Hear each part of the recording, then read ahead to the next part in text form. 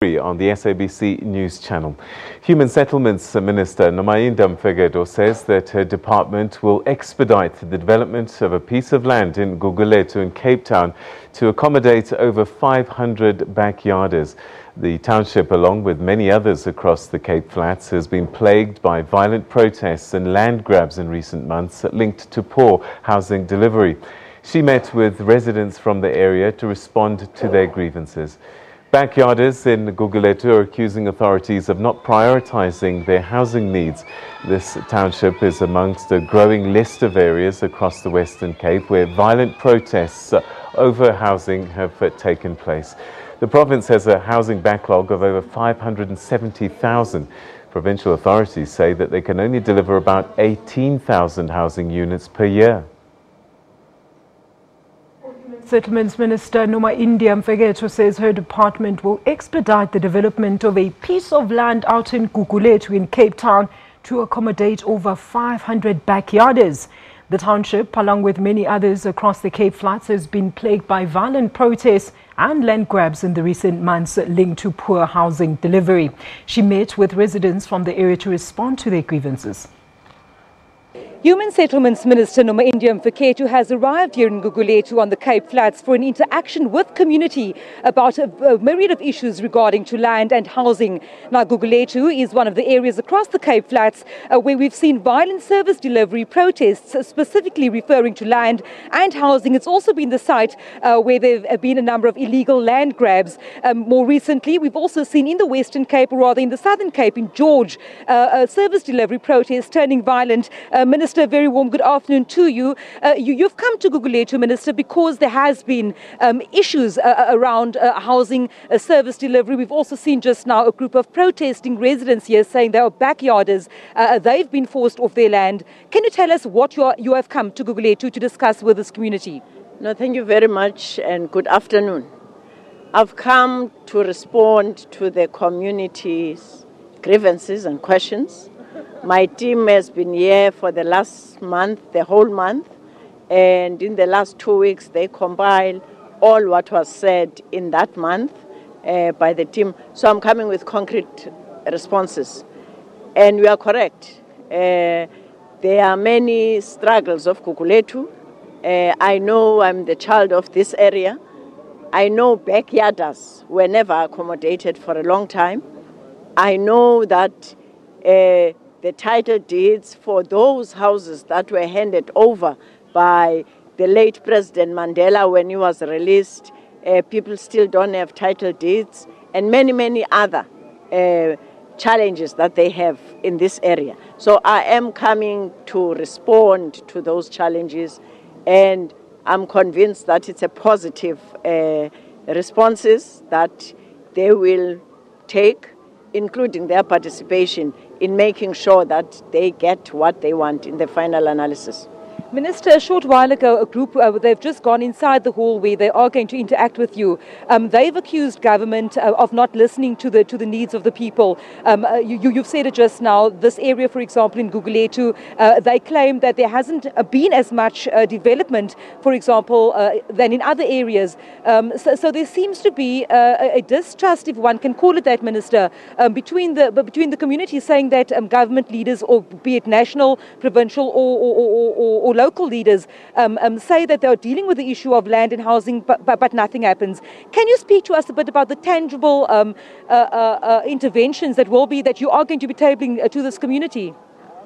Well, they are right to some extent. If there's no interaction between the community and their municipality and their province, surely nothing is going to be happening correctly in that area. So here, we must know there's a municipality, and fortunately we met with the mayor, and she'll be joining us later. We are one mind about what we're presenting this afternoon here.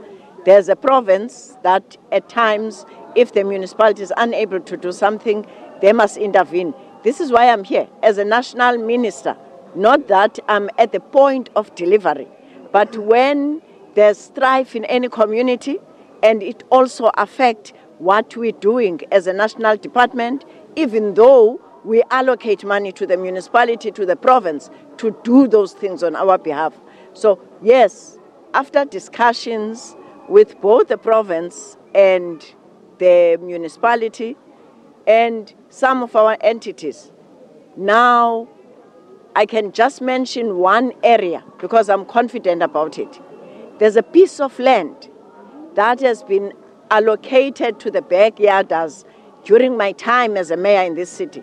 We said we are going to build houses in a piece of land near Fezeka, that 4884. Up to now, that haven't happened. It's not because of the lack of budget for that. I'm sure it's just the lack of doing what is right. So today we are going to be telling them about that. We are going to be telling them about the possible time of starting that building. We are going to give them their responsibilities because they can protest until they are blue in the face. If there are no form of getting your name to the register for a beneficiary, you're not going to get a house even if it's... So I'm going to give them what we expect of them and what, as the government, all three spheres are saying we will do in Gugulethu.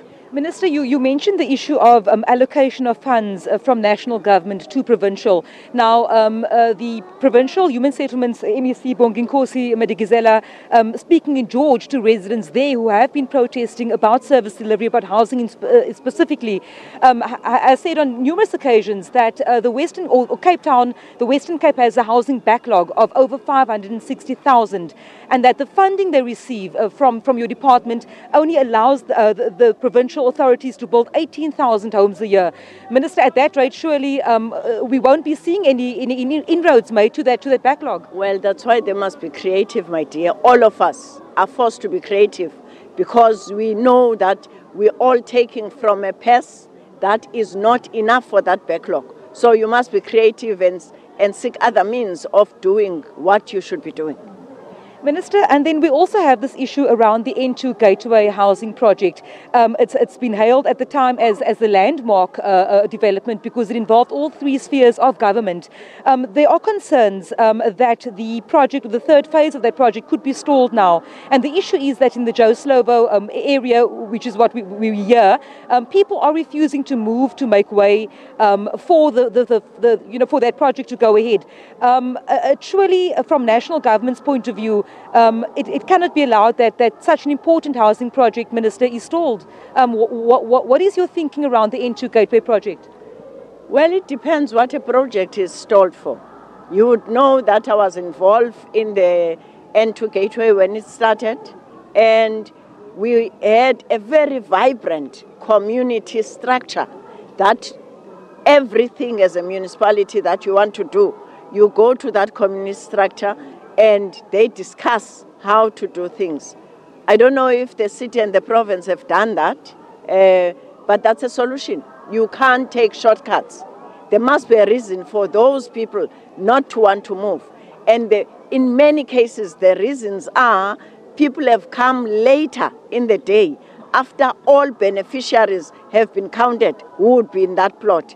Now, those people who have come late, they are saying, if we move here, you are not going to allocate houses for us because we're not in that register, whilst they can be allocated anywhere else because that development is going right down, even over the airport line. So people would get, including backyarders, because now backyarders are protesting because nobody's building for them. But we took a decision long time ago that 30% of any development is going to be for those who are backyarders.